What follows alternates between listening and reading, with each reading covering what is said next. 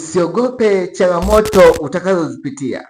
Usiogope ile misukosuko unayoiona kwenye maisha yako, ili mradi umekwisha kumchagua Yesu Kristo kuwa Bwana na Mwokozi wa maisha yako. Hiyo misukosuko inayoinuka ni lazima utaishinda. Wewe siku zote utabaki kuwa mshindi. Ukisoma Injili ya Mathayo sura ya 8 kuanzia ile aya 23 inaonyesha kwamba mitume walikuwa na Yesu wako chomboni baharini, ikatokea misukosuko mizito. Mitume walifadhaika, waliogopa. Pengine walifikiria kwamba leo ni siku yetu ya mwisho. Hawakufikiria kwamba wanaye Yesu ndani ya chombo. Kwa hiyo wewe unaweza ukakutana na changamoto, unaweza ukakutana na magumu, unasahau kabisa unaye Yesu katika maisha yako ambaye anaweza kutatua zile changamoto unazozipitia kwenye maisha yako. Kwa unavyopitia changamoto, unavyopitia magumu yoyote yale kwenye maisha yako, hebu mtazame Yesu Kristo.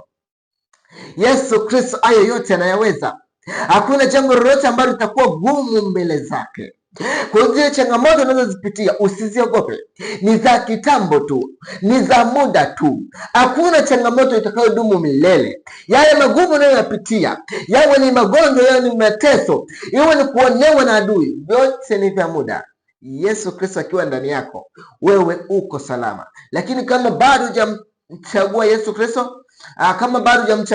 Kristo, kuwa Bwana na Mwokozi wa maisha yako, ni wakati huu wa kumchagua. Kwa sababu ikiwa imetokea dhoruba na hauna Yesu Kristo ndani yako, je, utakimbilia wapi? Basi Yesu ndiyo njia ya kweli na uzima. Ni wakati wa kumkiri, ni wakati wa kumchagua. Mungu akubariki sana. Naitwa Pastor Clinus Ponsiani wa kanisa la House of Glory International Church.